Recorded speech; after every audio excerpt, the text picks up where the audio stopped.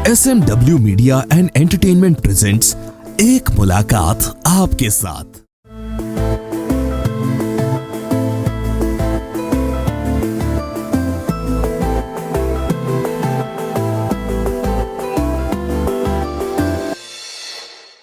नमस्कार, मैं हूं नितेश तिवारी। आपका स्वागत है मेरे पॉडकास्ट में एक मुलाकात आपके साथ।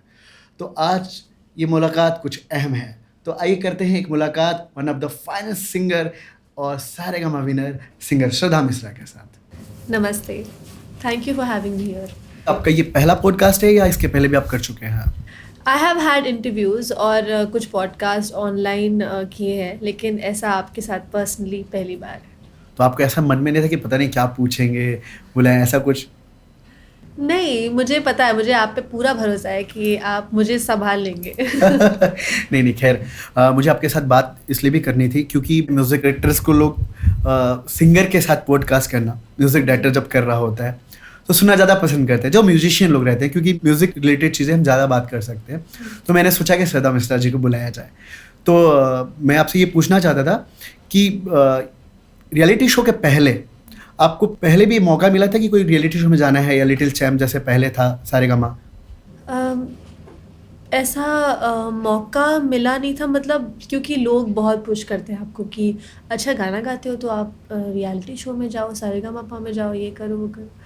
तो मेरे पापा को लगा कि एक बार ट्राई कर लेते हैं। तो सारेगामापा नहीं था, आई थिंक कोई ऐसे नॉर्मल रियलिटी शो था, I don't remember the name, little champs था, बट वो बच्चों के लिए था और हम लोग दिल्ली गए थे उसका ऑडिशन देने के लिए। अनफॉर्चुनेटली वहाँ पे नहीं हो पाया था, या फॉर्चुनेटली मुझे सीखना और बाकी था लाइफ में। मैं बहुत छोटी थी। कितने साल की थी आप उस समय? I remember I was in 5th standard. काफ़ी छोटी थी। मेरी जर्नी तब स्टार्ट भी नहीं हुई थी अच्छे से, मैंने जस्ट सीखना शुरू किया था और फॉर्चुनेटली नहीं हुआ, वहाँ पे कुछ भी नहीं हुआ। I think I don't even remember मैंने कौन सा गाना गाया था, तो मैं इतनी छोटी थी। तो आपने कब से स्टार्ट किया है म्यूज़िक करना, रियाज करना, प्रैक्टिस करना, क्लासेस लेना? कब से स्टार्ट किया आपने? मैं काफ़ी छोटी थी, आई वॉज इन 3rd और 4th स्टैंडर्ड।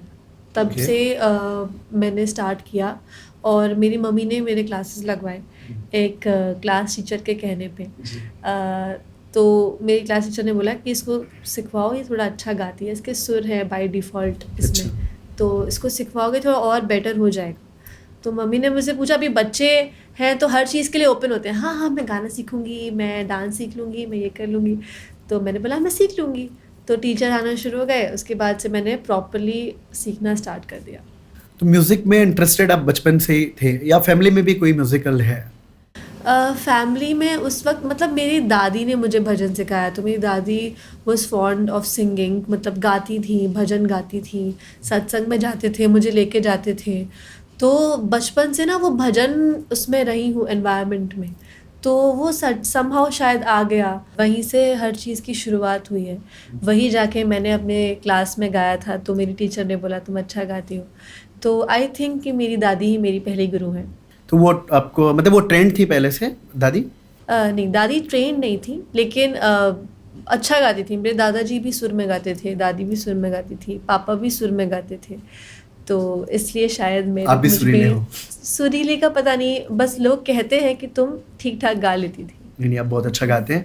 अच्छा, मुझे ये पूछना था आपसे कि रियलिटी शो में आने के पहले भी आप कई फिल्मों में प्लेबैक कर चुके थे। ओ माई गॉड 2 में भी आपने गाया है। कौन सी फिल्म में गाना गा चुके थे आप? रियलिटी शो से पहले मैंने शिकारा में गाया है जी। विधु विनोद चोपड़ा सर की फिल्म आई थी, जिसमें संदेश शांडिल्य सर का म्यूज़िक था। उन्होंने मुझे मौका दिया और वो गाना फिल्म फेयर नॉमिनेट हुआ 2021 में। I was nominated as best female singer, playback singer. उसके बाद ओ माई गॉड 2 में मुझे चांस मिला। सेम संदेश सर ने ही उसको कंपोज किया था, उन्होंने मुझे चांस दिया। वो भी मेरे लिए एक बहुत बड़ी अपॉर्चुनिटी थी, बिकॉज अक्षय कुमार सर हैं और पंकज त्रिपाठी सर हैं, so many great actors, great director Amit Rai sir. तो सब ने मुझे बहुत बहुत सपोर्ट किया। तो आपको ऐसा नहीं लगा कि मैं गा चुकी हूँ फिल्मों के लिए और प्लेबैक कर चुकी हूँ, उसके बाद मैं रियलिटी शो में जा रही हूँ और वहाँ जाने के बाद थोड़ा सा ऊपर नीचे हुआ या मैं नहीं जीत पाती हूँ तो क्या होगा, ऐसा कुछ सोचा नहीं आपने? नहीं, मुझे लगता है कि ये जो इतना खूबसूरत आर्ट फॉर्म है म्यूज़िक, इसमें कुछ हार जीत मैटर ही नहीं करता, because every day you are learning a new thing. हर दिन आप कुछ नया सीख रहे हो, हर दिन आप फेल हो रहे हो, फिर से उठ रहे हो, तो वो एक जर्नी अलग ही है। तो मैं बिल्कुल नहीं सोचती कि यार मैं आउट हो गई तो लोग क्या सोचेंगे, तो ये तो लोगों की तरफ से सोचना हो गया ना। जी जी। तो मैंने पर्सनली ये नहीं सोचा कि यार मैं आउट हो गई तो लोग सोचेंगे तो फिल्मों में गाती है तो भी आउट हो गई, इसमें तो अच्छा ही नहीं गाती है, ऐसा कुछ मेरे दिमाग में जहन में आया ही नहीं। आई ओनली थॉट कि मुझे अब आगे और सीखना है, तो सारेगामा से मुझे और सीखने को मिलेगा। वहाँ पे जितने भी इन हाउस मेंटर्स होंगे और जो मेरे मेंटर्स होंगे, सचिन सर, जिगर सर, सचेत सर, परंपरा मैम, गुरु सर, इन सब से भी मुझे बहुत कुछ सीखने को मिलेगा। तो मैं बस वहाँ पे सीखने के पॉइंट ऑफ व्यू से गई थी। तो बिहाइंड द सीन के बारे में कुछ बताइए कि जैसे आप लोग कुछ परफॉर्म करने के लिए स्टेज पर जब जाते हो, या एक गाना जैसे फाइनल हो गया कि ये गाना गाना है आपको, तो उसका प्रैक्टिस किस तरीके से करते हैं? बहुत बहुत प्रैक्टिस होती है, बहुत प्रिपरेशन होती है। पहले तो गाना डिसाइड करने में ही काफ़ी टाइम जाता है। अच्छा। हम लोग डिसाइड नहीं करते, हम लोगों के ऊपर गाने पहले तो 4-5 गाने जो भी हमें पसंद हैं वो हम गा के सुनाते थे हर बार, और उनमें से जो आपके ऊपर बेस्ट लगता है ना, वो गाना वो लोग चूज़ करते हैं। तो ये चैनल डिसाइड करता था कि कौन सा गाना आपको गाना है? Basically all of this is team work. तो वहाँ चैनल भी बैठा है, वहाँ क्रिएटिव टीम भी बैठी है, डायरेक्टर्स बैठे हैं, वहाँ पे मेंटर्स बैठे हैं, तो सब आपके साथ, सब आपकी हेल्प कर रहे हैं, सब आपके लिए गाना डिसाइड कर रहे हैं। So it was a big thing for me, because सब आपको एकदम सपोर्ट में कि आप वहाँ पे बेस्ट लगो, क्योंकि आप वहाँ पे कंटेस्टेंट हो, इट्स योर परफॉर्मेंस, आपको वहाँ दिखना है तो आपको बेस्ट दिखना है। जो भी आपका बेस्ट गाना होगा ना, जो भी आपके गले पे सूट होगा जी। वो हमें मिलता था।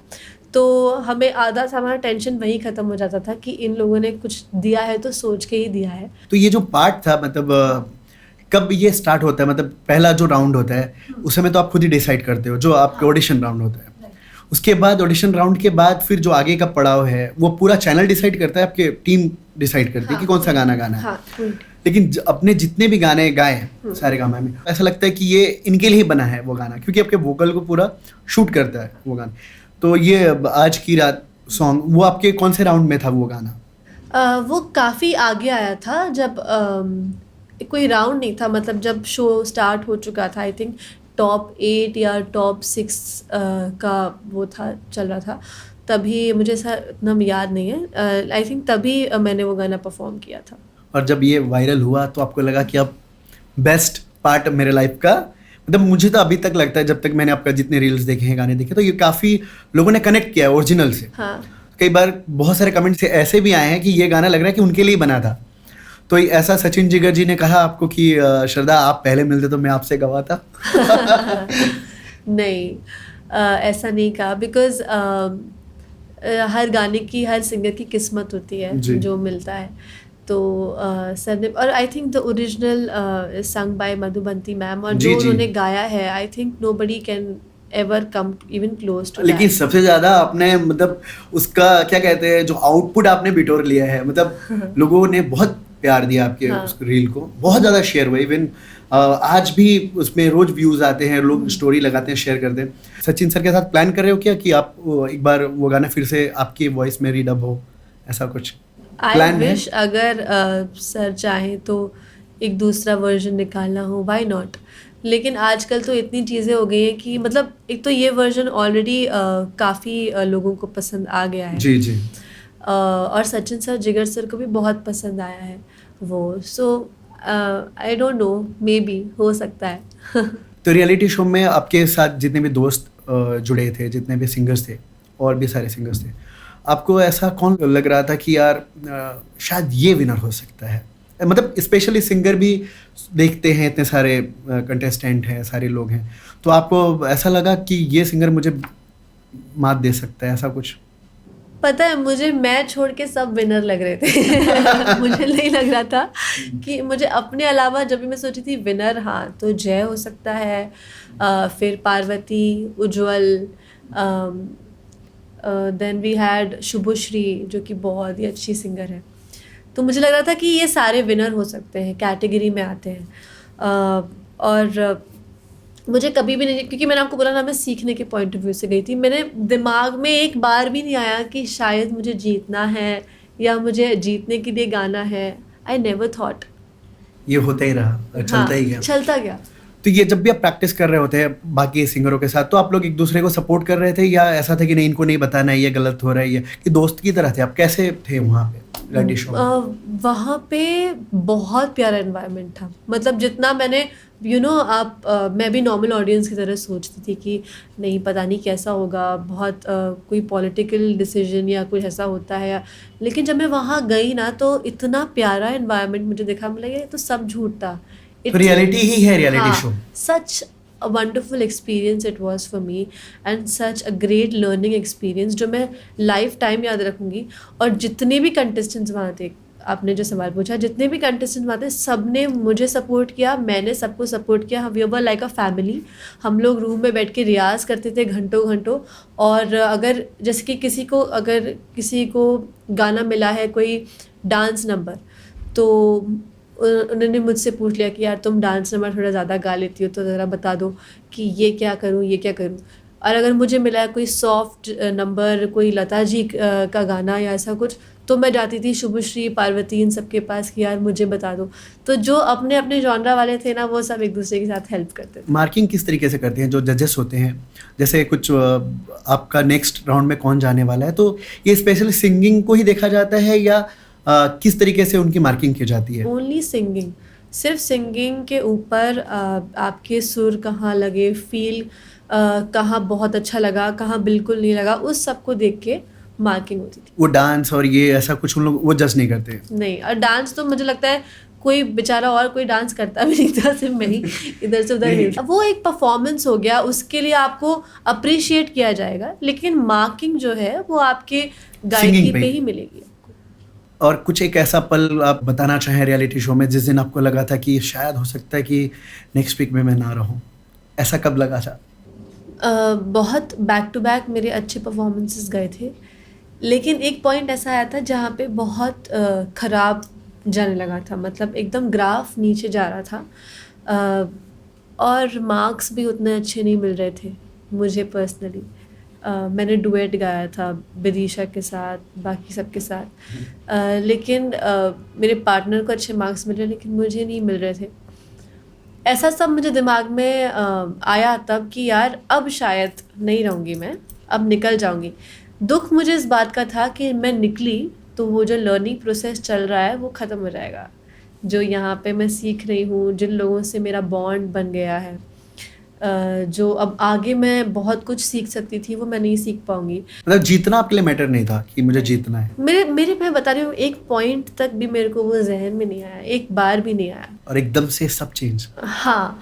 But my family, my friends around me, they were very supportive. जब भी मैं उस टाइम पे स्पेशली जब मैं कॉल करती थी, एक ही बात आती, तू जीतने वाली है, तू जीतने वाली है. इवन मैंने भी आपको मैसेज किया था कि आप जीतने वाले हो. Of course. अब आपने मुझे बोला कि आप जीतने वाले हो, मैंने सपने में देखा. और उस सब चीज़ों से ना बहुत मोटिवेशन मिलता है. मतलब जब भी ऐसा लगता है कि अब गिरे तो वो संभालने के लिए आ जाते हैं. सो आई थिंक बहुत बहुत सपोर्ट मिला उस टाइम पे पर्सनली. जिस तरीके से आपकी जर्नी स्टार्ट हुई थी, मतलब सिंगिंग में, फिल्म फेयर में आपके नॉमिनेट हो चुका था, तो आप ऐसा फील करते हो कि नहीं कि मैं बहुत लकी हूँ उन लोगों के लिए भी जिनकी मैं प्रोजेक्ट कर रही हूँ? जिस प्रोजेक्ट में आपने काम किया, जैसे ओ माई गॉड 2 भी बहुत अच्छा चला फिल्म. उसका टाइटल सॉन्ग आपने गाया था उसमें. स्टार्ट आपके गाने से मोटिवेशनल सॉन्ग था जिसमें गाया था मैंने. और शिकारा में आपने जो गाया था, बीच में था ये कब था? 2 बार था वो, एक बीच में भी था और एंड में भी था. कब गाया था आपने शिकारा के लिए? जब डब हुआ था तब मैं काफ़ी छोटी थी. आई थिंक आई वाज 16 और 17. वो बहुत बाद में रिलीज़ हुआ. I think it was release इन 2020. हाँ, 2020 में रिलीज़ हुई थी फिल्म, तभी गाना रिलीज़ हुआ था. बचपन से ही लोग आपका प्लेबैक सुनना चाहते हैं, प्लेबैक आप करें. म्यूजिक वीडियोस के बारे में बताइए, जो आपको ऐसा लगा कि ये मेरा म्यूजिक वीडियो सबसे अच्छा बना है अब तक का, या कुछ आने वाला है, उस प्रोजेक्ट के बारे में कुछ बताइए हमें. म्यूज़िक वीडियोस तो एक्चुअली म्यूज़िक वीडियो काफ़ी आए हैं इस बार. संदेश सर के साथ एक पूरी की पूरी एल्बम है जिसमें मैंने गाए हैं. उसमें 5 गाने मेरे हैं. उनमें छोटा सा हिस्सा उन गानों का. 5 गाना आपने गाया, छोटा सा हिस्सा वो बोल रहे हो। नहीं, मतलब और भी काफ़ी सिंगर्स जी, हैं जी, उसमें नए नए। तो बहुत बहुत बहुत अच्छी एल्बम है। किस टाइप के गाने हैं इसमें? इसमें हर तरह के गाने हैं। मैं एक उसको वो नहीं मोल्ड नहीं दे पाऊंगी कि ये इसमें डांस नंबर है, ये है। उसमें पार्टी भी है, पार्टी सॉन्ग्स भी हैं, डांस नंबर्स हैं, रोमांटिक सॉन्ग्स हैं, सॉफ्ट है, सैड सॉन्ग्स हैं, तो हर तरह के गाने हैं। आपका हर रंग देखने को मिलेगा उस एल्बम में। बिल्कुल। ये कब तक आ सकता है कुछ? ये रिलीज हो चुका है। अच्छा, sorry, release हो हार्वेस्ट चुका। नाम है इस जी, जी। एल्बम का। और अगर जिन लोगों ने नहीं सुना है, मैं गुजारिश करूंगी प्लीज जाके सुनिए। कहाँ सुनी ये बता दीजिए। ये आप YouTube पे मिल जाएगा, आपको Spotify पे मिल जाएगा, हर म्यूजिक प्लेटफॉर्म पे आपको मिल जाएगा। कौन से यूट्यूब चैनल पे है, नाम बता दीजिए।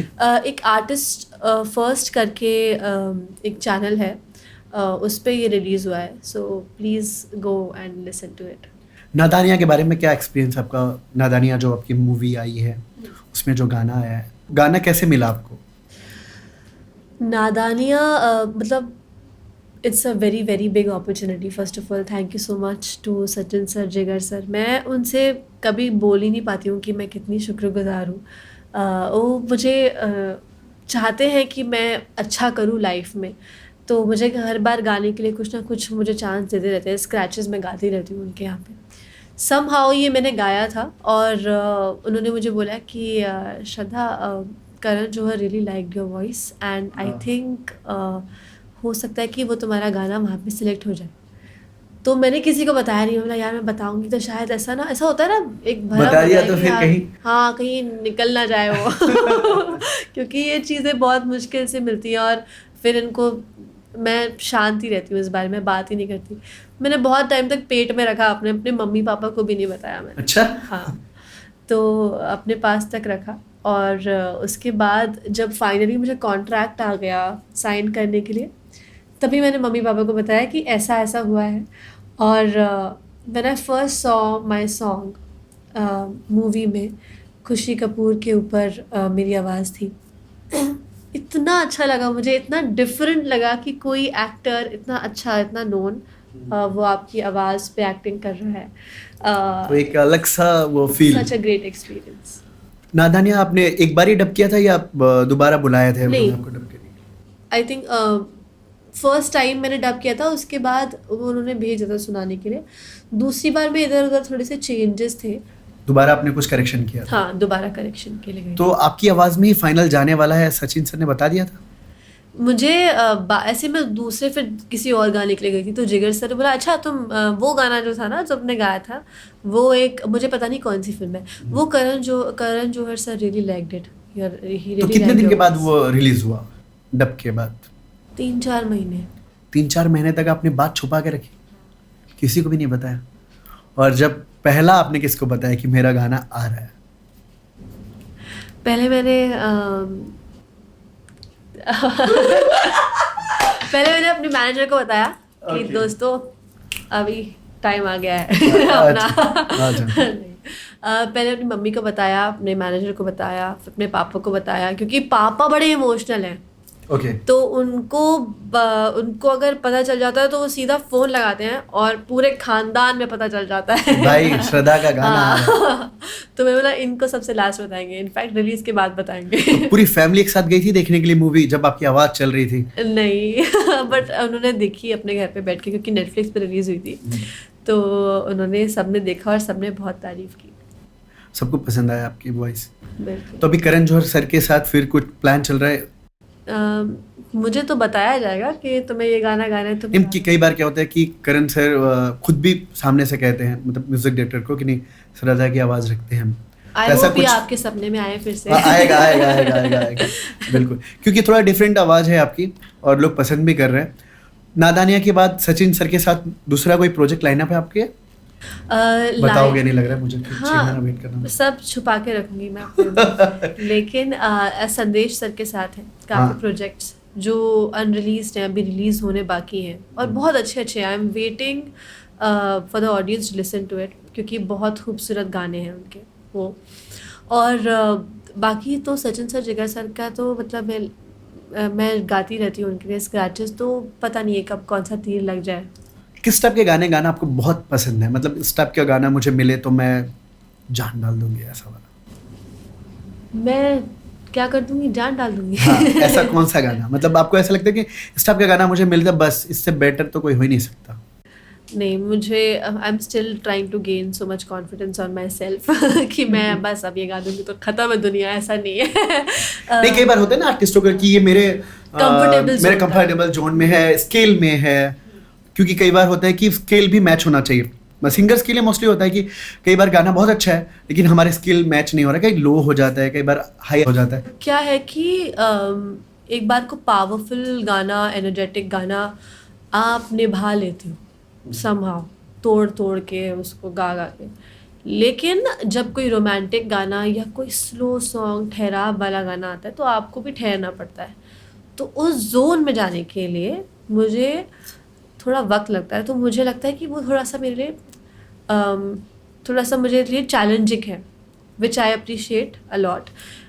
लेकिन जो डांस सॉन्ग्स हैं, जो आइटम सॉन्ग्स हैं या थोड़े पार्टी नंबर्स हैं, मुझे लगता है कि वो मेरे लिए ईज नहीं है, कंफर्टेबल नहीं है, लेकिन हाँ मुझे गाने बहुत अच्छे लगते हैं। तो गाने में आप चूजी हो थोड़ा, मतलब? नहीं, बिल्कुल बिल्कुल नहीं। आपको यकीन, मेरे को रोमांटिक सॉन्ग्स गाना बहुत पसंद है। जब भी मैं इंस्टाग्राम पे लाइव भी जाती हूँ बोलती हूँ प्लीज़ मुझे रोमांटिक गाना गाने के लिए बोलो। और आई थिंक बहुत वो जो ना, जो मैं आपको बोला ना, ठहरना होता है, वो मुझे बहुत अच्छा लगता है। उसके ऐसा लगता है कि उसके बाद मैंने एक मेडिटेशन किया था, मैं मेडिटेशन से बाहर निकली हूँ। तो मतलब रोमांटिक सॉन्ग्स के लिए थोड़ा सा आपको चैलेंजिंग लगता है? हाँ, कई बार मतलब एक्सप्रेशन फील करने के लिए। क्योंकि वो उस डेप्थ में जाना पड़ता है। वो चैलेंजिंग से उतना पार्ट है जितना आपको उसको टाइम लग रहा है ना डेप्थ में जाने के लिए, वो उतना पार्ट। एक बार आप घुस गए ना फिर आपको बहुत मजा आता है। और पार्टी नंबर्स के लिए? पार्टी Anytime नंबर्स के ready? लिए, हाँ एनी टाइम रेडी तो हूँ मैं, लेकिन उसमें भी फिर गाने में तो जाने ही, आपको कोई भी तरह का गाना हो, वो फील और गाने में घुसना तो पड़ता ही है। कैसे सिंगर को सुनना पसंद करते हैं, मतलब क्लासिकल या सेमी क्लासिकल टाइप गाने? मेरे ना फेजेस होते हैं, बहुत सारे फेज है मेरे। अभी करंटली मैं कोई पाकिस्तानी सिंगर को सुन रही हूँ, कोई पाकिस्तानी गाना लूप पे सुन रही हूँ, फिर मैं कवाली सुन रही हूँ, एक मेरा फेज़ है, मैं सूफ़ी सुन रही हूँ, फिर सडनली मैं क्लासिकल पे आ जाती हूँ, भीमसेन जोशी जी को सुन रही हूँ, और अजॉय चक्रवर्ती जी को सुन रही हूँ, कौशिकी जी को सुन रही हूँ। फिर सडनली मेरा एक फेज़ आता है जब मैं गज़ल सुन रही हूँ, मेहदी हसन साहब को सुन रही हूँ, गुलाम अली साहब को सुन रही हूँ। तो ऐसे मेरे फेजेज़ हैं। फिर सडनली मैं अरिजीत सर को सुनती हूँ, के सर को सुनती हूँ, बहुत सारे गाने सुनती हूँ। मतलब ऐसा कोई एक फिक्स डिसाइडेड नहीं है? नहीं, और एक कलाकार में ऐसा ही होना चाहिए कि उसको हर तरीके का गाना गाना आना चाहिए और उसे समझ भी आनी चाहिए। तो पोएट्री पे आप ध्यान देते हो लिरिक्स वाइज या ट्यून वाइज ज़्यादा ध्यान देते हो आप गायकी में? एक्चुअली मैं स्टार्टिंग में गायकी पे बहुत ध्यान देती थी, उसकी किस तरह से मुर्खियाँ हैं, क्या ट्यून है उस गाने की। मुझे ट्यून से बहुत लगाव हो जाता था, गाने की ट्यून बहुत अच्छी है तो मुझे बहुत प्यार हो जाता था। Later on I realize in life कि यार उसके जो लिरिक्स है ना वो बहुत अहमियत रखते हैं। I think first come the lyrics of the song, कि वो क्या कह रहा है गाना, तभी आप उस गाने में उतरोगे। तो मेरी अब तब से हमेशा यही कोशिश होती है कि मैं गाने के लिरिक्स पे बहुत ज़्यादा ध्यान दूँ, सबसे पहले मैं उसी पे ध्यान दूँ। तो शब्दों का उच्चारण और ये सारी चीज़ें, ये रियलिटी शो में इवन देखते भी हैं वो लोग कि आप शब्दों को कैसा बोल रहे हो, कैसे परफॉर्म कर रहे हो, लिरिकली आप ज़्यादा ध्यान देने लगे हैं आप। तो ये इवन रियलिटी शो के साथ साथ जब फिल्मों के लिए भी आप गाते हो, जब तो स्क्रिप्ट रहती है वैसा, तो लिरिक्स पे ज़्यादा फोकस अब देना स्टार्ट कर दिए हो या पहले से भी देते थे? नहीं, मैं बोल रही हूँ मतलब बचपन में मैं बहुत ट्यून पे मेरा ध्यान जाता था, बट मैंने अपना ध्यान फिर अब लिरिक्स पे डालना शुरू किया, पोएम्स पढ़ने शुरू किए, थोड़ा मैंने उर्दू क्लास भी लिया। तो इस तरह से मैंने लिरिक्स पे बहुत फोकस करना अब स्टार्ट किया है कि मैं अब लिरिक्स पे ध्यान दूँगी। और जब आपको म्यूजिक डायरेक्टर्स बुलाते हैं गाने के लिए तो आप इम्प्रोवाइज करते हो ट्यून वाइज, या क्योंकि बहुत सारे सिंगर्स करते हैं ऐसा, या जैसा एज इट इज़ गाने की कोशिश करते हैं? मैं कोशिश करती हूँ कि पहले उतना आ जाए जितना म्यूज़िक डायरेक्टर को चाहिए, उसकी कॉम्पोजिशन उन्होंने जिस तरह से बनाई है उतना पहले मैं अचीव कर लूँ। उसके बाद अगर उनको लगता है कि इस गाने में गुंजाइश है, क्योंकि अननेसेसरीली ये ज़बरदस्ती कि इसमें कुछ अलग अपना कुछ करना, वो तुम गा रहे हो वो ऑलरेडी अलग हो गया है, अभी आपकी आवाज़ में वो आ गया है, तो आई थिंक वो ऑलरेडी गाना अलग हो चुका है, क्योंकि आप गा रहे हो उसको, अपना उसमें टेक्सचर डाल रहे हो, अपना रंग डाल रहे हो, वो है। लेकिन जब तक मुझे म्यूज़िक डायरेक्टर बोलते हैं कि अब तुम्हारे ऊपर छोड़ दिया है, तो मैं जो करना है करूँ, तब मैं उस हिसाब से सोचती हूँ। फिर हर गानों के साथ होता है या कई कई आपको लगता है कि नहीं करना चाहिए, नहीं करना चाहिए? मैं अपना दिमाग ज़्यादा नहीं लगाती हूँ इस सब में, क्योंकि मेरा ऑलरेडी मैं फील्ड में हूँ, ये सब है। अब जब म्यूज़िक डायरेक्टर है वो डायरेक्ट करता है, उस तरह से बोलता है कि अब it's time for you to now improvise, मुझे ऐसा कुछ चाहिए तो मैं ऐसा दे देती हूँ। तो अभी कोई अपकमिंग म्यूजिक डायरेक्टरों के साथ आपका कुछ काम बताना चाहते हैं आप? सचिन सर, जिगर सर के साथ तो है, संदेश सर के साथ है, एक कश्मीर के बहुत अच्छे आर्टिस्ट हैं अरसलान निज़ामी, जी। ज़रूर सुनिएगा। वो एक एल्बम आया है उनका रिक्कत करके, उसमें एक गाना है मोरा पिया, वाह। वो अभी रिलीज़ हुआ है रिसेंटली, और वो बहुत बहुत प्यारा गाना है। I want everybody to listen to that song, क्योंकि मुझे पर्सनली वो गाना बहुत पसंद है। कुछ डिफरेंट है, बिकॉज कश्मीर का म्यूज़िक थोड़ा अलग होता है, थोड़ा सूफ़ी और बहुत डेप्थ वाला था वो गाना। तो मैं चाहती हूँ ऐसे और भी प्रोजेक्ट्स आए। आपने कश्मीर में शूट किया गाना? नहीं, मैं उस गाने में नहीं हूँ। पिक्चराइजेशन 2 डांसर्स पे है, उस कश्मीर में शूट नहीं हुआ। तो आप फीचर भी होना चाहते हैं अपने म्यूजिक वीडियो में, या आप सिर्फ वॉइस देना चाहते हैं? बिल्कुल, आई थिंक बहुत अब ये ज़माना है कि लोग फीचर हो रहे हैं अपने खुद के म्यूज़िक वीडियोस में। जी, सिंगर्स को ये मौका मिल रहा है, और मुझे बहुत मज़ा आता है कैमरा के सामने, so why not, I would really love to. तो आप खुद कंपोज भी कर रहे हैं आजकल, या जैसे बहुत सारे सिंगर्स खुद के भी ओरिजिनल्स बना रहे हैं? आई होप बिकॉज मैं कोशिश पूरी कर रही हूँ। अभी मैंने नया आदत डाला है खुद को कंपोज करने का, कि कुछ अच्छी बात। नया कंपोज करो, आपका एक जो गली है ब्रेन की वो खुलती है जी। तो हर चीज़ एक्सप्लोर करनी चाहिए, इसलिए मैं वो भी ट्राई कर रही हूँ। सो आई होप कि लोगों को ये भी रंग मेरा देखने को मिले। तो अभी जितने भी गाने अभी तक आपके रिलीज हुए हैं ओरिजिनल कॉम्पोजिशंस, कोई आप 2 लाइन जो आपको लगता है कि ये गाना बहुत अच्छा था, और ऐसे तो सारे गाने आपके अच्छे हैं, तो आप कोई अपने एल्बम्स के कोई 2 लाइन हमारे पॉडकास्ट के माध्यम से जो सुन रहे हैं पॉडकास्ट उनके लिए?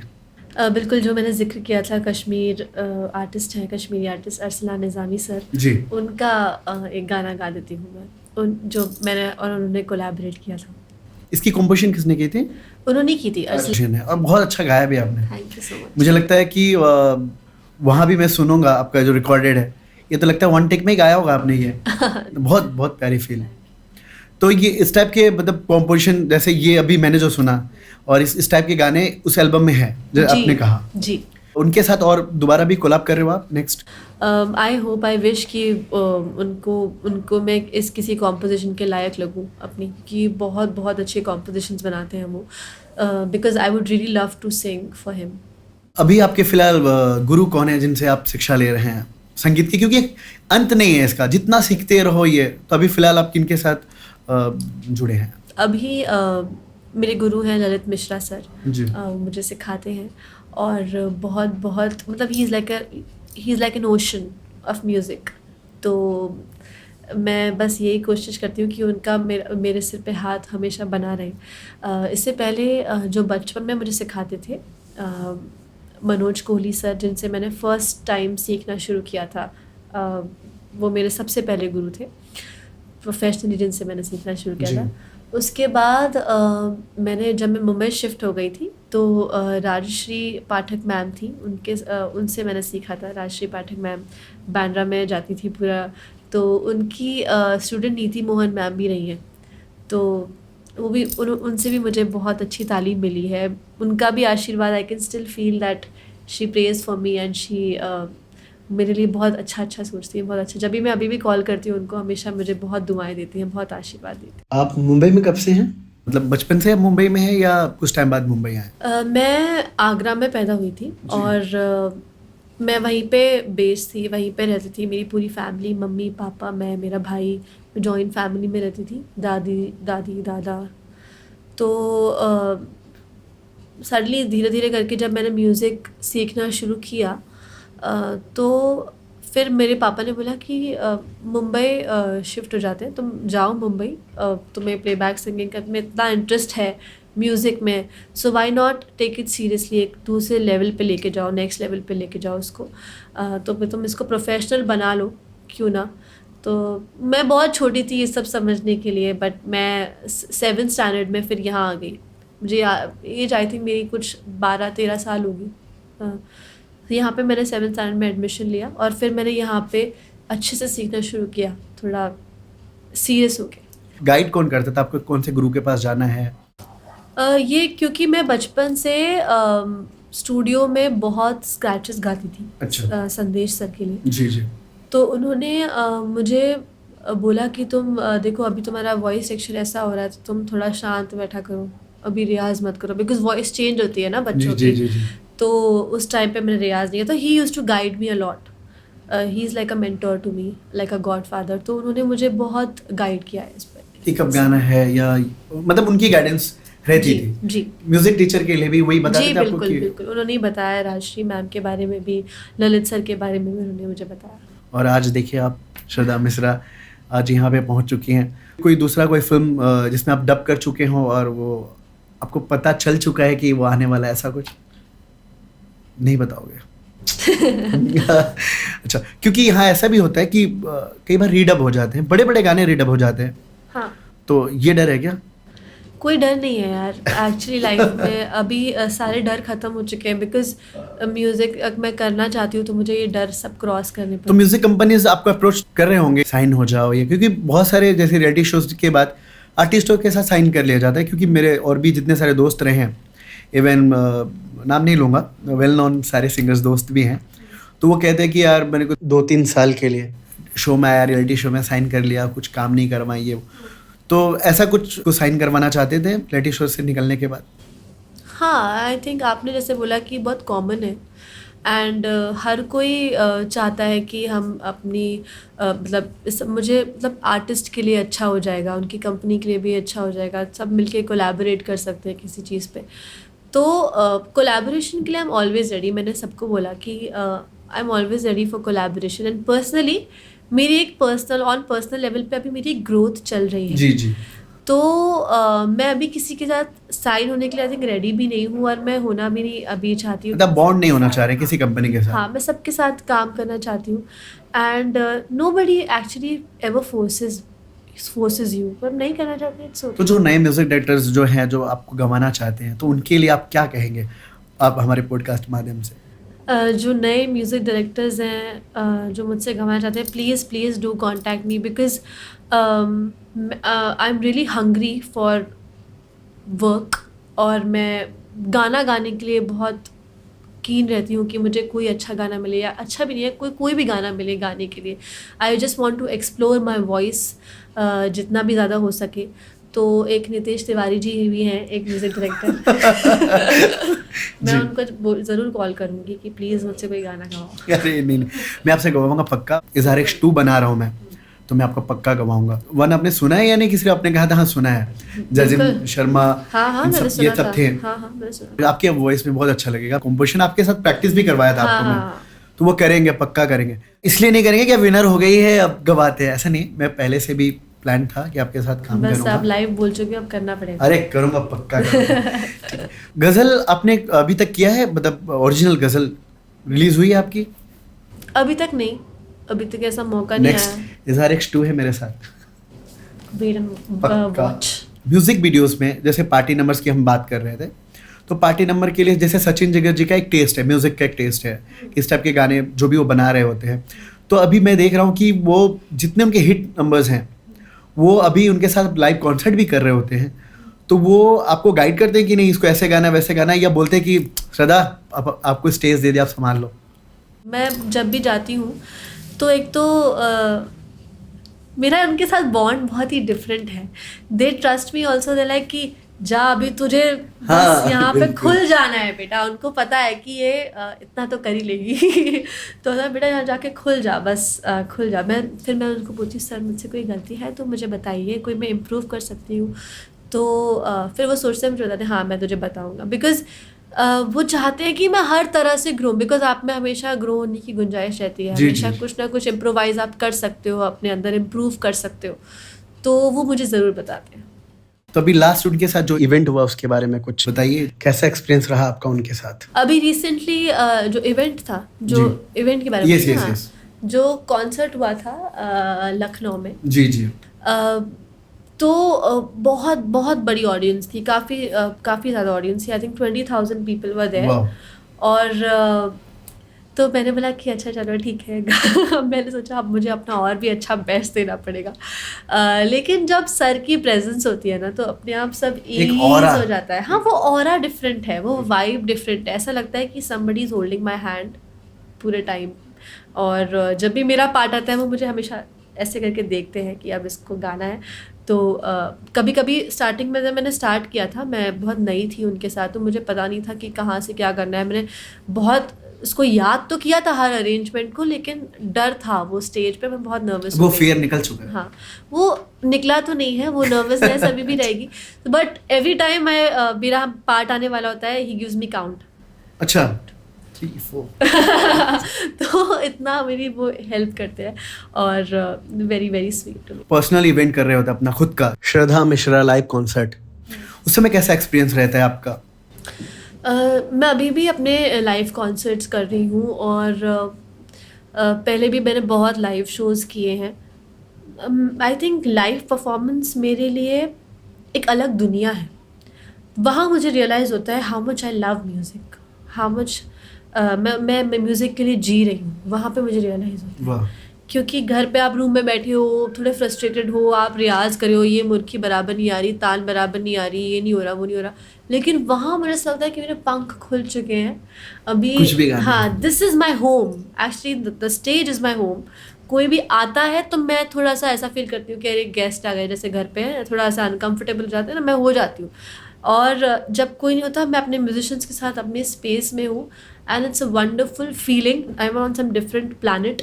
मैं किसी और ही यूनिवर्स में होती हूँ और अपने मज़े करती हूँ और अपना अलग, मेरे को याद भी नहीं होता मैंने कौन सा कैसे गाया था। जिनके साथ पहले आप परफॉर्म करते थे, म्यूजिशियंस की बात कर रहा हूँ मोस्टली, तो उनके साथ भी आप अभी वापस कर रहे हैं या म्यूजिशियंस आपने चेंज किए हैं, या टाइमिंग के हिसाब से आपने कुछ सोचा कि नहीं अब इनको लेना चाहिए, ऐसा कुछ साउंड वाइज इम्प्रूवमेंट के लिए, या अभी वही म्यूजिशियंस आपके साथ काम कर रहे हैं जो पहले करते थे? मेरा जो साउंड था वो मैंने पहले से ही उन्हीं लोगों को, उन कड़क लोगों को ही लिया है और अभी भी वो कड़क लोग मेरे साथ हैं। म्यूजिशियंस? हाँ, म्यूजिशियंस मेरे साथ अभी भी हैं, वो मेरा टीम है। सो वो टीम कभी छूटेगा नहीं है, आई एम श्योर। क्या बात, बहुत बढ़िया। और मैं भी चाहूंगा कि आप पूरा वो टीम, जैसे अरिजीत जी का एक टीम था, अरिजीत सिंह का, अभी तक मतलब उनके जो पुराने बैंड मेंबर्स आज भी उनके साथ काम कर रहे हैं, तो आपका भी ऐसे ही थॉट है कि नहीं मैं उनको ही लेके आगे करूँ? राइट। आप ऐसा स्विच करना नहीं चाहते म्यूजिशियंस? स्विच नहीं, ऐसा कुछ नहीं है कि अभी मेरे म्यूजिशियंस भी कभी कभी बिजी होते हैं। हाँ राइट, हाँ उस केसेस में हो सकता है। उनके भी अलग गिग्स होते हैं, शोज होते हैं। तो I have like 2 or 3 guitarist. अगर वो नहीं है मेरा गिटारिस्ट तो मैं किसी और को ले जाती हूँ। सो ऐसा है, लेकिन ऐसा कुछ अभी मेरा कोई प्लान नहीं है कि मैं स्विच करूँ या ऐसे। अभी तो एक टीम पकड़ के मैं चल रही हूँ। आपको किस टाइप के कॉन्सर्ट करना पसंद है? जैसे एक तो होता है कि प्राइवेट शोज कर रहे होते हैं, शादी है, इवेंट्स है, तो इसे पर्टिकुलर है आपकी, नहीं मुझे क्लबिंग नहीं करनी है, ये नहीं करना, वो नहीं करना, ऐसा कुछ, या आप परफॉर्म करना चाहते हो चाहे जहाँ भी हो? अच्छा जगह हो और मैं बस गाना चाहती हूँ और ऑडियंस के लिए गाना चाहती हूँ। और अपने लाइव कॉन्सर्ट्स में आप गाते हैं आप ओरिजिनल्स खुद के? हाँ बिल्कुल, मैं गाती हूँ अपने ओरिजिनल्स। मैं इसलिए पूछ रहा हूँ क्योंकि जब मैं आपको गवाऊंगा तो आप अपने कॉन्सर्ट में मेरा गाना गाओगे या नहीं, ये बताओ। बिल्कुल। अभी इसीलिए कैमरे के सामने पूछ रहा हूँ आपसे, फिर ये क्लिप में भेजूंगा, श्रद्धा आपने बोला था, बिल्कुल गाओगे आप पक्का? डेफिनेटली। तो मैं कंपोजर्स को भी ये कहूँगा कि श्रद्धा पक्का गाएगी, क्योंकि बहुत सारे कंपोजरों का शिकायत होता है, इवन मेरा भी है, हाँ। कि मैंने यार बहुत अच्छे अच्छे गाने सिंगर्स को दिए हैं। हाँ। मैं रिक्वेस्ट करता हूँ इवन कि भाई इस बार इवेंट है तो आप वहाँ गा लेना, या गाते भी हैं। जावेद जी ने मेरा गाना गाया था, दिल फरेबी, उनके साथ मैंने गाना किया था, उन्होंने लाइव कॉन्सर्ट में गाया, तो मैं थैंक यू कहूँगा जावेद जी को। तो गाना भी काफ़ी अच्छा बना था। तो मेरा मानना ऐसा है कि जो कंपोजर्स होते हैं उनको, जैसे एक सिंगर जब गाना गा के जाता है स्टूडियो से, तो वो सिंगर का भी गाना हो गया, सही। और जब वो कोई कॉन्सर्ट कर रहा होता है तो उसके दिल में थोड़ा सा रहता है कि ये मेरा भी गाना एक बार 2 लाइन गा ले। तो मैं आप कंपोजर्स को ये कहूँगा कि श्रद्धा से आप गवाइए, आपके लाइव कॉन्सर्ट में गाएंगे 100%, हमने वादा किया है। ठीक है, तो श्रद्धा जी आप कुछ चीज़ ऐसा एक्सपीरियंस आप शेयर कीजिए जो आपको लगता है कि फिल्म इंडस्ट्री रिलेटेड चीज़ें कि आपको फिल्म में गाना गाने के लिए लोगों का ऐसा कहना है कि ज़्यादातर प्रोड्यूसर्स को कॉल करना पड़ता है, कंपोजरों के साथ बातचीत करनी पड़ती है, मिलना पड़ता है, ऐसा है या ये ऑल डिपेंड ऑन लक? आप क्या समझते हैं?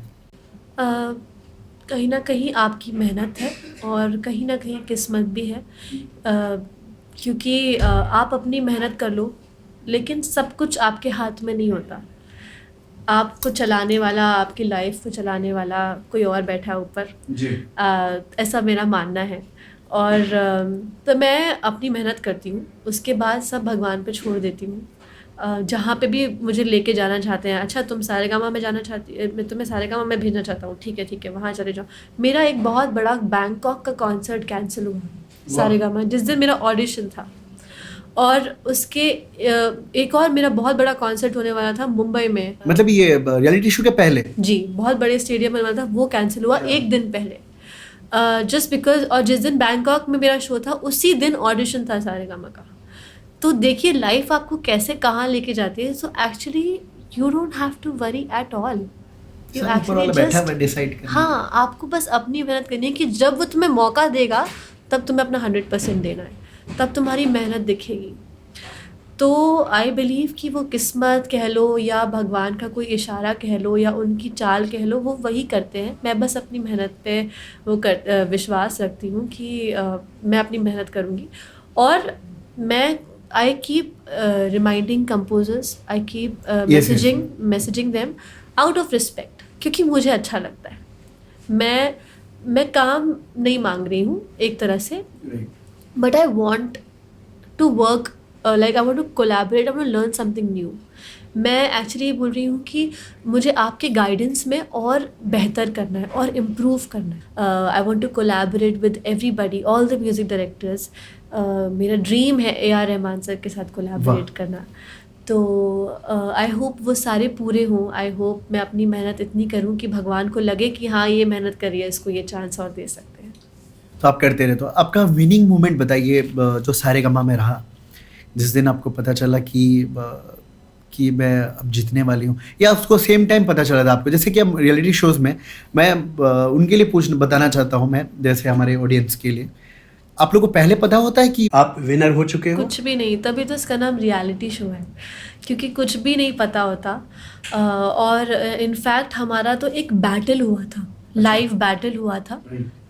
उस पहले तो 2 सिंगर्स एलिमिनेट हुए थे, उसके बाद जो टॉप 4 थे उनमें बैटल हुआ था कि कौन बेस्ट है उस टाइम के लिए उसमें। तो मैं थी, उज्जवल, शुभश्री और विदिशा, तो हम 4 लोग थे। और हम लोगों ने अपना अपना परफॉर्मेंस जो भी हमने रेडी किया था वो दिया। एक साथ में भी एक सरगम का पूरा चंक था, वो गाया। It was such a great performance कि हम लोग ना उससे पहले डर रहे थे, क्योंकि हम लोगों ने जब वो रेडी किया था तो हम 6 लोगों ने रेडी किया था, जो आउट हुए थे उन्होंने भी रेडी किया था। अच्छा। हाँ, वो साथ में रेडी किया, क्योंकि किसी को नहीं पता ना कौन एलिमिनेट होगा। जो फिनाले परफॉर्मेंस है वो हमने सब साथ में रेडी किया था, लेकिन अब 2 लोग एलिमिनेट हो गए तो उनका पार्ट भी हम लोग को गाना पड़ेगा। तो हम लोगों ने चारों ने मतलब हक किया और बोला कि बस ये मेडली ख़त्म है, इसको निभा देना है जैसे समहाउ। उसके बाद सब खत्म, तो इसको मोमेंट को अच्छे से जी लो। हमारा सिर्फ यही मकसद था और हम लोगों ने उसमें जी जान लगा दी, सारे बच्चों ने, सारे कंटेस्टेंट्स ने। और उसके बाद 3rd अनाउंस हुआ, 2nd अनाउंस हुआ, रनर अप अनाउंस हुआ, उसके बाद विनर अनाउंस हुआ। तो 1st और 2nd खड़े हुए थे स्टेज पे, मैं और शुभश्री थे। तो अभी विनर अनाउंस होना था एंड उन्होंने जितना दिखाया है ना टीवी पे उससे ज़्यादा लंबा खींचा था। And I had no clue, मुझे लग रहा था शुभश्री के आगे कौन हो सकता है। मैं उसकी इतनी बड़ी फ़ैन हूँ, मैं उससे इतना सीखती थी थ्रू आउट सारेगामापा कि because she is an amazing singer और वो फील में भी बहुत आगे है। तो मुझे लगा था यार मैं खुद को नहीं देखती लेकिन मुझे इतना प्यार दिया ऑडियंस ने, मुझे मेरे मेंटर्स, जूरी, सब ने मुझे चूज़ किया as winner of Saregama. Voting भी हुई थी इसकी? जी, वो जूरी जो थी वो उन्होंने मार्क्स दिए और जिसके सबसे हाईएस्ट मार्क्स थे वो इवेंचुअली विनर। कोई क्लू मिला था कि शायद मैं हूँ? नहीं, सबने यही सोचा था कि सब एक दूसरे का नाम सोच रहे होंगे। इनफैक्ट आपका जैसे आपके हाथ में कार्ड है वैसे उनके हाथ में कार्ड था हमारे एंकर का, तो मैं ऐसे कर रही थी कि मैं देख लूँ और फिर उन्होंने एंड में बोला कि श्रद्धा मिश्रा, तो शॉक्ड हो गया आप एकदम, मतलब आप मेरा रिएक्शन टीवी पे बस देखना ही मत। मैंने देखा, गंदा रिएक्शन मैंने देखा, मैं 3-4 बार देखे हैं। बहुत खराब रिएक्शन है, मैं उसको स्किप कर देती हूँ। लेकिन वो जो हक था उसके बाद आपने देखा होगा जो मैंने अपने मेंटोर्स को किया सबसे पहले, क्योंकि जिगर सर ने मुझे बोला था, उससे पहले मैं बात करती, सर मेरा गाना फाइनल नहीं हो पा रहा है, कुछ समझ नहीं आ रहा मैं कौन सा गाना गाऊँ। काम डाउन, मैं चाहता हूँ कि तू विनर की ट्रॉफी उठाए। वाह। हाँ, तो उन्होंने मुझे बोला, मैं बोला अरे यार अब तो सर का विश्वास है मेरे ऊपर, अभी तो मैं क्या करूँ। उस हिसाब से मैंने फिर मेहनत थोड़ी की और फिर मैंने जब देखा जिगर sir, he was so happy, Sachin sir was so happy, मैं सीधा उनको गले लग गई and everybody like it was like a celebration. My mummy papa they were so happy, my brother was very happy, my friends were so happy for me. जो पैसा आ चुका है आपके पास उसका क्या करेंगे आप? मैंने ये तब भी बोला था कि मुझे पूछा गया था कि क्या करना है, तो बेसिकली मुझे अपना एक खुद का स्टूडियो सेटअप खोलना है। वाह। मैं चाहती हूँ कि एक अच्छा स्टूडियो सेटअप हो बस, और उस पर मुझे मेहनत करनी है। क्या बात है, बहुत बढ़िया। एक सेटअप चाहिए था, जहाँ एक अच्छा एनवायरनमेंट चाहिए था जहाँ पे मैं बैठ के म्यूज़िक क्रिएट कर सकूँ। बहुत सारे रील्स देखे हैं आपके, हिट हुए हैं, जैसे मैंने बताया आज की रात, तो नमक इश्क का भी बहुत हिट हुआ था, इवन ट्रेंडिंग में भी आया था। तो मैं चाहता हूँ आप 2 लाइन गाकर सुनाएं हमारे ऑडियंस को। ठीक है, बिल्कुल। हो मैं चांद निकल गई दैया रे, अंग पे ऐसे छाले पड़े, तेज था छौका का करूं, सी करती मैं मरूं। जबा पे लगा जी रे, जबा पे लगा रे, नमक इश्क का, हाय रे तेरे इश्क का। जबा पे लगा रे, नमक इश्क का, हाय रे तेरे इश्क का। वाह, ग्रेट। मैं चाह रहा हूँ कि ऐसे ही जैसे रील्स आपके ट्रेंड में गए हैं, ये पॉडकास्ट भी ट्रेंडिंग में जाए। तो जाते जाते आप कुछ एडवाइस देना चाहेंगे हमारे अपकमिंग स्टार्स जो कतार में लगे हैं कि हमें भी फिल्मों के लिए गाना है, रियलिटी शो में आना है? तो आप एक लोगों के अंदर जो एक रहता है ना कि रियलिटी शो एक फिक्सिंग होती है, बहुत सारे टैलेंट घर पे ही रह जा रहे हैं, उन लोगों के लिए आप क्या कहना चाहोगे? मैं बेसिकली कुछ भी एडवाइस तो नहीं कहूँगी इसको, क्योंकि I feel I am too young to give any advice, I am still in my learning process. लेकिन जो आर्टिस्ट मेरी तरह हैं, जो आगे बढ़ना चाहते हैं या रियलिटी शोज़ में पार्टिसिपेट करना चाहते हैं, तो I would say go for it, why not. I think हम लोग जो ये बोलते हैं ना कि सब फिक्सिंग है, ये है, हम लोग दूसरे की बात सुन के अपने आप को एक एक्सक्यूज़ दे देते हैं कि अभी नहीं, अभी तो वो तो वैसे भी फिक्सिंग होता है, अभी तो मैं अभी नहीं जाऊंगी कहीं पे। I think go for it, face it, अपने फियर को फेस करो, believe in yourself, believe in God, जिन पे भी आप भरोसा करते हो उनको मानिए और अपनी मेहनत पे भरोसा रखिए। बहुत बहुत दुनिया पड़ी है, बहुत कुछ देखने को मिलेगा। तो ऐसा कुछ भी नहीं है, फिक्सिंग नहीं होती है? अरे कुछ भी नहीं यार, क्योंकि मेरे से भी बहुत सारे लोग पूछते हैं, मतलब अपकमिंग जो सिंगर्स हैं, मुझे भी इंस्टाग्राम पे मैसेजेस आते रहते हैं कि सर सारेगामा में मुझे ऑडिशन देना है या इंडियन आइडल के लिए देना है। तो उनके लिए आप अभी जो आप कह रहे हैं बहुत बड़ी बात है, क्योंकि आप विनर हो, तो ये बिल्कुल भी फिक्सिंग नहीं है। बिल्कुल नहीं यार, कोई क्या ही फिक्स कर लेगा। आप कोई अगर आप बेस्ट हो अपने काम में, तो आप कोई दुनिया की ताकत नहीं है कि आपको कोई रोक दे और आपकी दिशा यूं बदल दे। आप अगर हो उस काबिल तो आपको मिलेगा। और अगर जो फर्स्ट राउंड में या सेकंड राउंड में जो आउट भी हो जाते हैं, वो भी उनकी डेस्टिनी है, उससे बड़ा उनको कुछ मिलने वाला होगा। May be that is not the right time for them कि अभी इस भगवान चाहते तुम इस वक्त जाओ। मैं बहुत स्पिरिचुअल बात कर रही हूँ, बिकॉज मैं स्पिरिचुअली बहुत कनेक्टेड हूँ और मैं बहुत भरोसा करती हूँ उस यूनिवर्स पे। हाँ, तो भगवान कह लो, यूनिवर्स कह लो, अपने अंदर की आवाज़ कह लो। So I think go for it, face your fears. जब तक आप फेस नहीं करोगे उसको, आगे नहीं बढ़ पाएंगे। तो बहुत अच्छा लगा आपके साथ बात करके, हमारे पॉडकास्ट एक मुलाकात आपके साथ। Thank you. तो फिर मिलेंगे हम नए पॉडकास्ट में एक मुलाकात आपके साथ। Thank you. Thank you. Thank you.